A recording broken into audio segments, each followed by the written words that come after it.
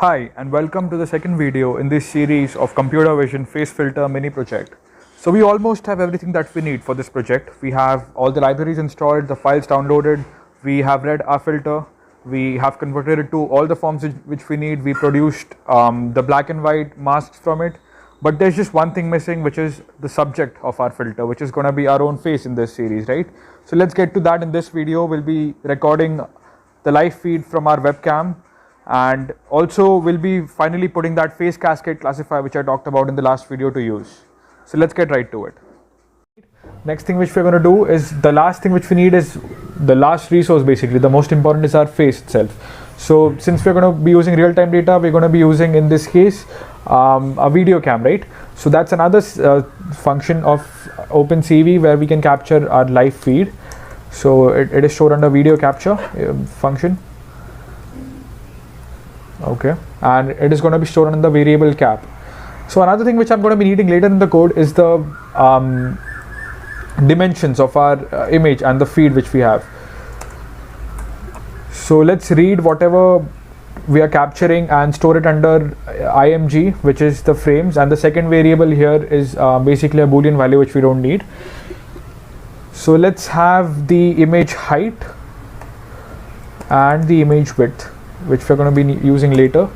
So it's a part of the tuple up till 2, because we don't need the channels, of course, so let's just leave it at that. And so in order for this to work, it needs to be in an infinite for loop, right? So I'm going to be using the while loop and passing true as the condition so that it never stops running. And let's again extract our image and the frames here by using the cap.read function. So now another thing which we need to do is we need to convert whatever image whatever frame we are getting it in RGB values, right? So we need to convert this into grayscale, because the Haar cascade classifier works only on grayscaled images. So let's do that by the familiar convert color function which we have used before, and we are converting image to gray. The BGR to gray is what I need.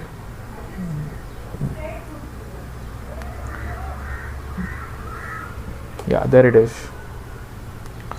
So the image is grayscaled now, and then we can finally unleash our classifier.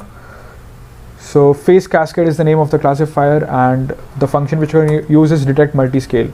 So this function will return some values to us, and the parameters required are the source, which is our grayscaled image, and 1.3 is known as the least size parameter, which basically reduces the size of an image by 30% in the next iteration, and 5 is the number of nearest neighbors.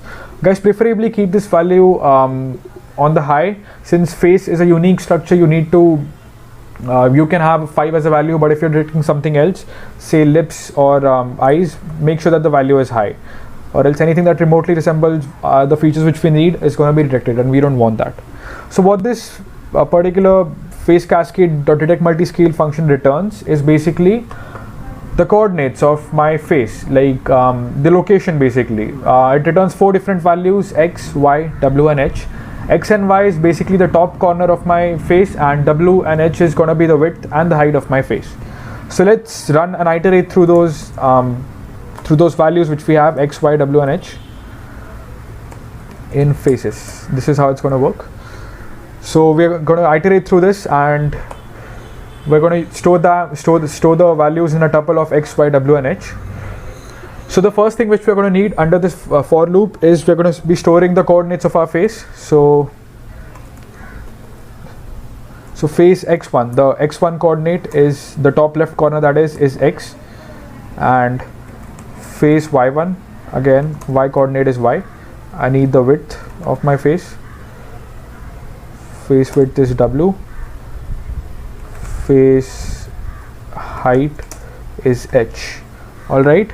So next thing which we need is the bottom left corner, that is the diagonally opposite corner. So let's call that face x2, the x2 y2 coordinates, which is going to be my x1 plus width,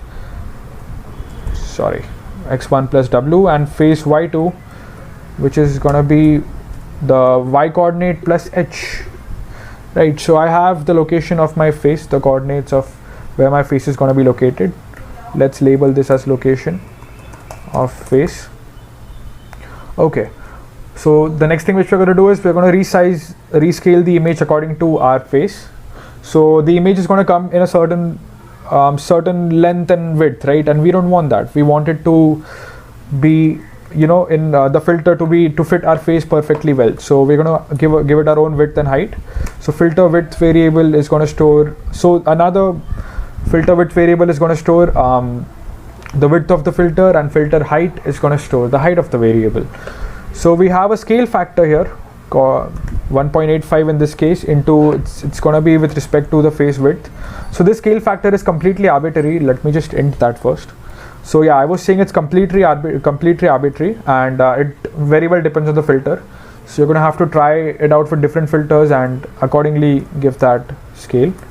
And height is going to be, filter height is again going to be dependent on filter width, since we don't want to lose our original basic ratio of width and height.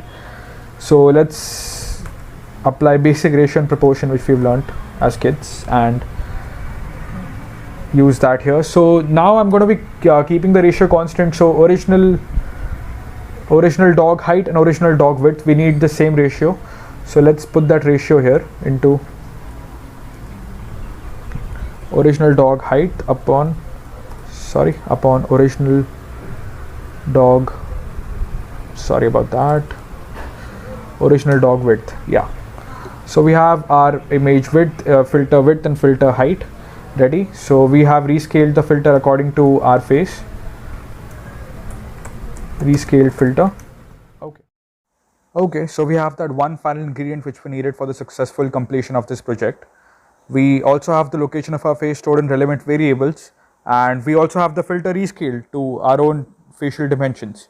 So let's put this rescale filter to use in the next video by resizing the filter and actually placing it on top of our face. I'll see you there.